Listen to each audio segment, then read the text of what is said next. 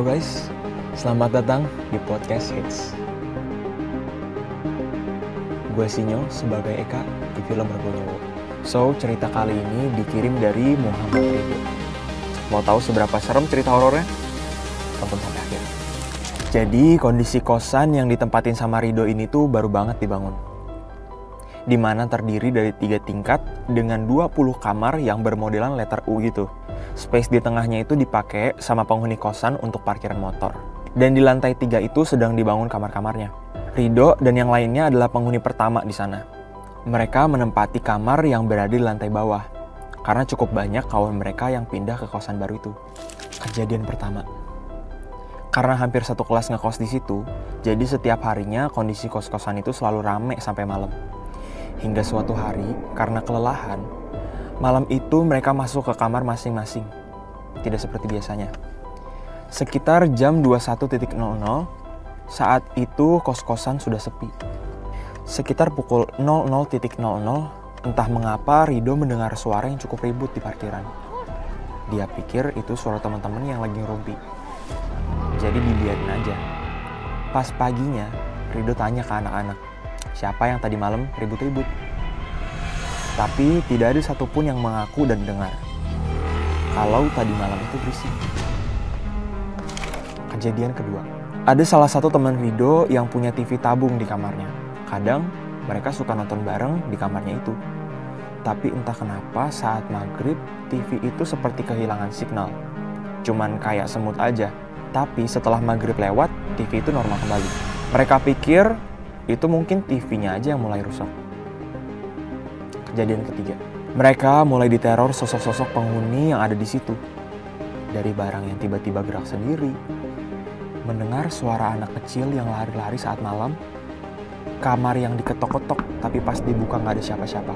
Sosok Mbak Kunti yang terbang dari bangunan sebelah ke sebelahnya lagi di lantai 3. Mas Pocong yang suka nangkring di lantai 2 di depan kamar kosong.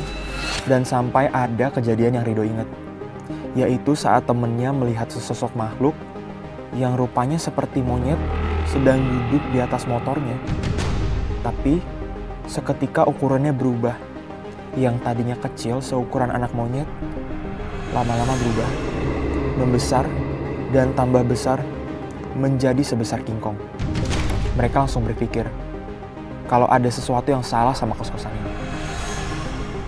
Mereka pun mencari tahu sebelumnya, tempat apa kos-kosan ini.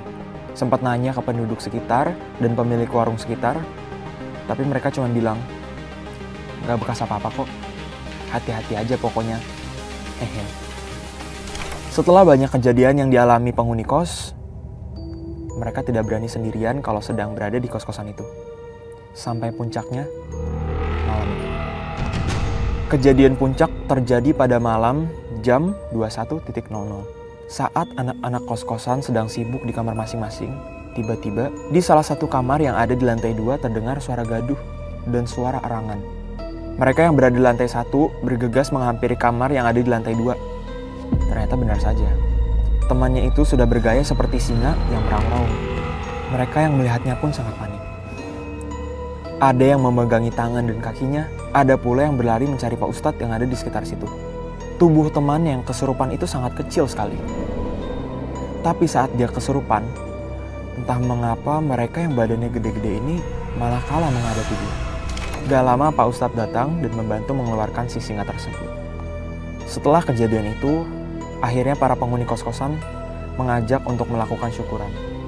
Karena dari kos-kosan itu selesai dibangun, kemudian mulai ditinggali oleh anak-anak kosan, belum pernah diadakan syukuran.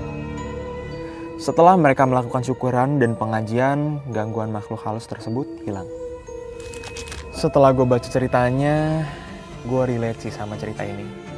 Kan ada gimana poin ternyata si kosan itu tuh belum ada syukuran dan pengajian. Dan gue relate sama itu. Dulu gue punya rumah yang dimana rumahnya udah gue tinggalin sebelum ada syukuran dan juga sebelum ada pengajian. Dan selama gue tinggal di sana, sama kayak yang diceritain ini. Banyak gangguan dari makhluk halus.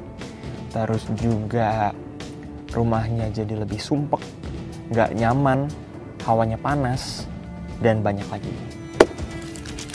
Begitulah ya cerita horor hari ini dari mr070504@gmail.com.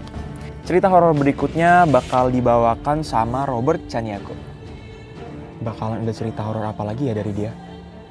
So, sampai jumpa di podcast hits selanjutnya. Dan jangan lupa saksikan film Rego Nyowo mulai tanggal 31 Juli 2025 di bioskop kesayangan Anda.